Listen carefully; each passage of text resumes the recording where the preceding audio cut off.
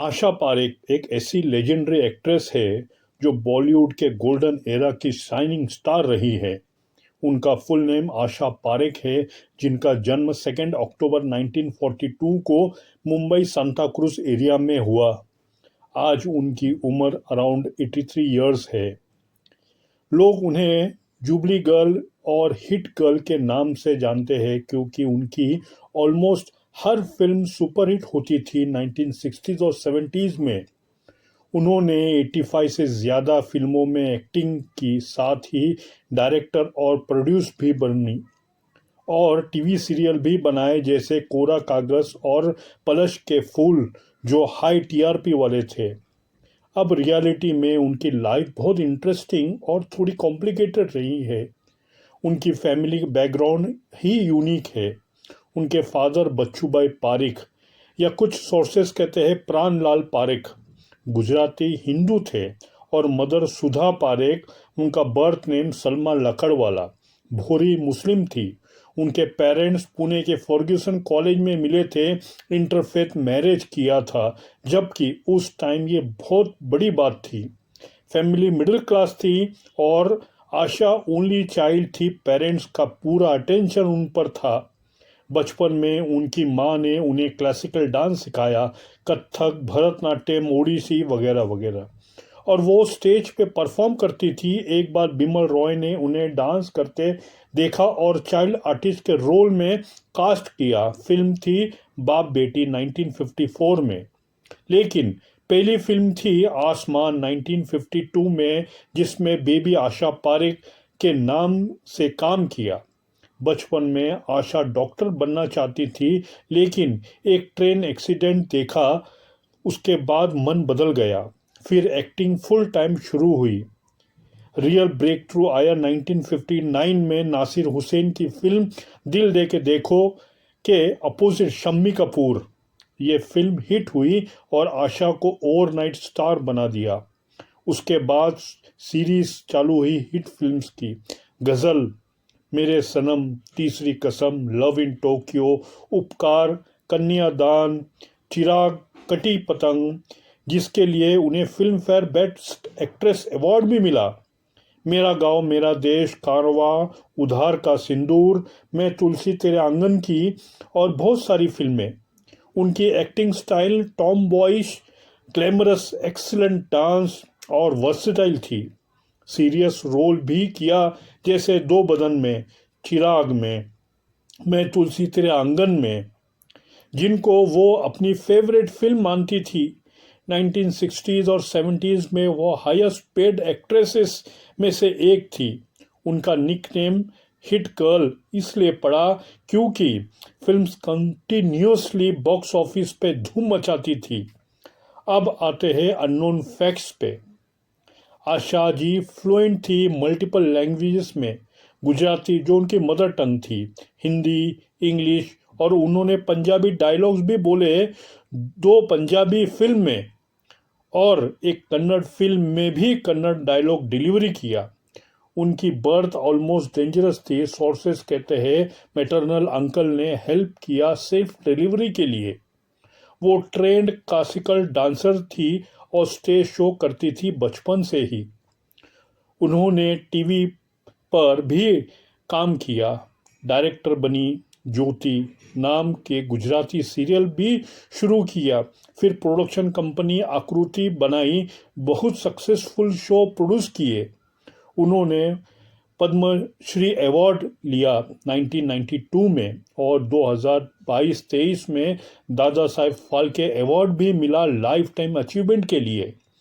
एक interesting fact ये है कि वो ऑलमोस्ट आराधना, जो 1969 में रिलीज हुई थी, में काम रिफ्यूज कर दिया था, जिसे में शर्मिला टैगोर ने किया, दो जो बड़ी हिट हुई। आशा ने बाद में कहा वो सेकंड चॉइस नहीं थी कटी पतंग के लिए। डायरेक्टर शक्ति सामंता ने ऑफर किया था डायरेक्टली। उनकी मां सुधा पारेख कॉस्ट्यूम डिज़ाइनर भी करती थी कुछ फिल्म्स में और आशा के करियर में इन्वॉल्व रही। आशा जी ने कभी अमिताभ बच्चन के साथ फिल्म नहीं की क्योंकि स्टार्टिंग में वो बिग स्टार्स के साथ नहीं थी काम करती थी। ये भी एक रिग्रेट या फैक्ट डिस्कस होता है। उन्होंने अपनी और आशा पारेख, इन दोनों का जिक्र इस खास रिपोर्ट में हम आपके साथ करने वाले हैं। बता दें आपको, एक वक्त था जब फिल्मी दुनिया में इन दोनों के चर्चे हो रहे थे। एक वक्त था जब इनके मनमुटाव के चर्चे हो रहे थे, जिसके पीछे मेमोर हिट गर्ल में बहुत कैंडिड अपनी लाइफ शेयर की है। अब सबसे जूसी पार्ट है उनका पर्सनल लाइफ और रिलेशनशिप और कंट्रोवर्सीज। आशा पारेख कभी शादी नहीं की। उन्होंने कहा है कि उनके लिए गुड मैरिज मैटर करता था, सिर्फ टाइटल के लिए शादी नहीं करनी थी। उन्होंने एक इंडियन प्रोफेसर जो अमेरिकन बेस्ड थे से ऑलमोस्ट शादी होने वाली थी, लेकिन लास्ट मोमेंट पे उसने कन्फेस किया कि उनकी गर्लफ्रेंड है, तो प्लान कैंसिल हो गया। सबसे बड़ा और रियल रिलेशनशिप था नासिर हुसैन, जो फेमस डायरेक्टर तीसरी मंजिल और कारवा के साथ। नासिर ऑलरेडी मैरिड थे। आयशा खान से और 2 बच्चे थे। आशा ने अपनी बुक में कंफर्म किया कि वो only man she ever loved था। लॉन्ग टाइम रिलेशनशिप था, लेकिन शादी नहीं की क्योंकि वो होम ब्रेकर नहीं बनना चाहती थी और उनके बच्चों को ट्रॉमेटाइज नहीं करना चाहती थी। ये रिलेशनशिप इंडस्ट्री में ओपन सीक्रेट था, लेकिन वो डिस्क्रीट हैंडल करती थी।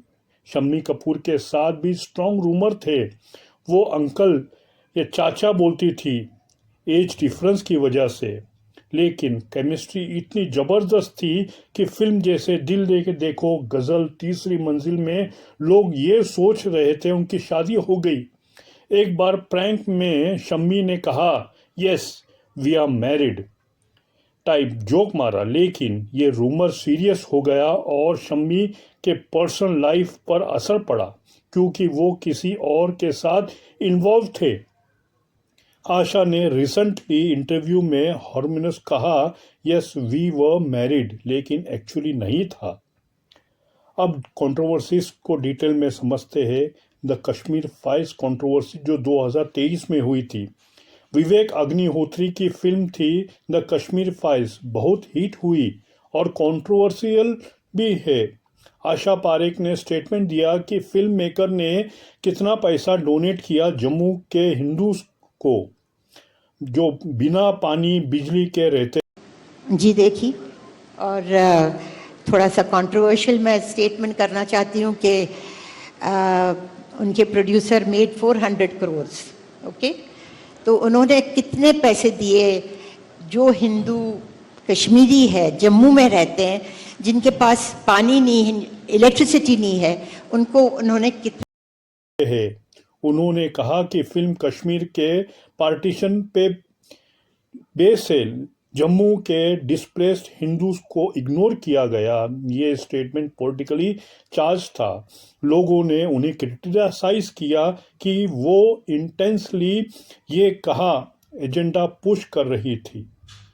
फिर आता है CBFC चेयरपर्सन, टेन्योर 1998 से 2001 तक था, जब वो सेंसर बोर्ड की चीफ थी। दीपा मेहता की फिल्म 1996-98 पे बड़ा कंट्रोवर्सी हुआ। फिल्म लिस्बियन थीम पे थी, प्रोटेस्ट हुए, लोग बोले इंडियन कल्चर के अगेंस्ट है। आशा जी ने ब्लेम आया कि वो स्ट्रिक्ट सेंसर अप्लाई कर रही थी।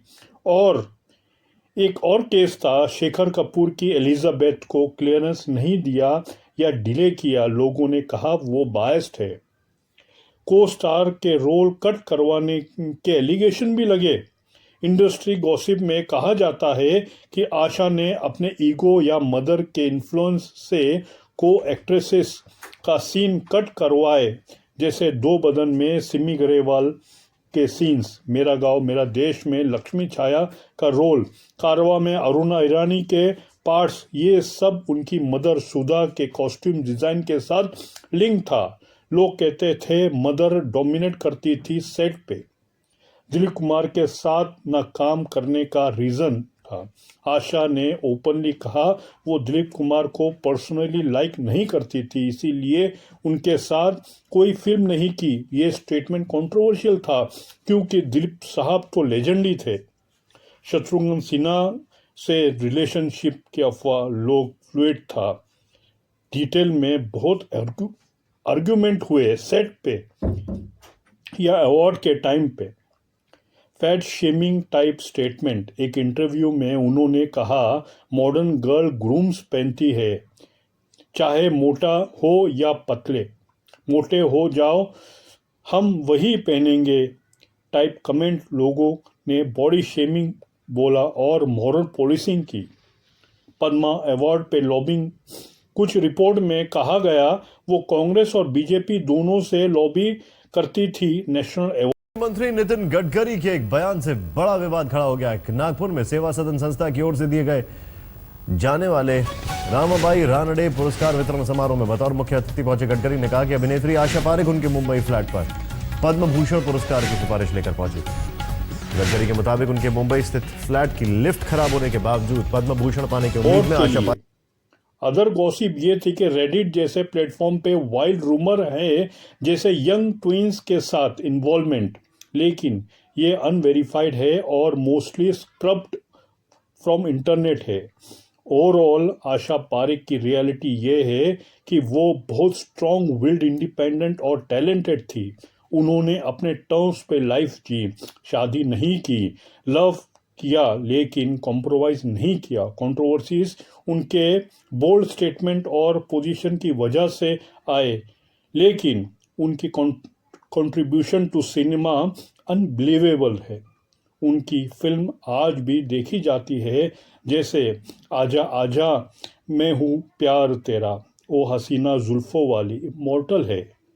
उन्होंने कभी ऑन स्क्रीन या ऑफ स्क्रीन किसिंग स्कीन नहीं की। ये सब कंबाइन करके उनकी लाइफ एक ओपन बुक है, लेकिन फिर भी बहुत मिस्टीरियस है। वो एक रोल मॉडल है और वुमन जो अपने डिसीजन खुद लेती है। दोस्तों, वीडियो अच्छा लगा तो लाइक, शेयर, सब्सक्राइब ज़रूर करना। जय हिंद।